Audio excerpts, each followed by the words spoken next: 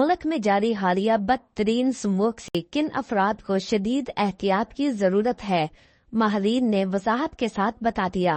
Senior vice chairman Chaudhary फर्रख क़याम की report.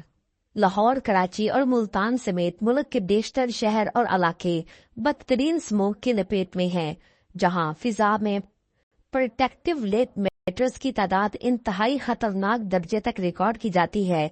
Pakistan के फजाई म्यार को देखते हुए अक़वाम मुत्तहिदा ने स्मोक 5 साल से कम उम्र बच्चों और हामला खवातीन के लिए इंतहाई खतरनाक करार दी है। पाकिस्तान में यूनिसेफ के नुमाइंदे अब्दुल्ला फाजल ने कहा कि पंजाब में स्मोक की तशवीशनाक सूरत-ए-हाल के बाइस स्कूल बंद करना जरूरी है।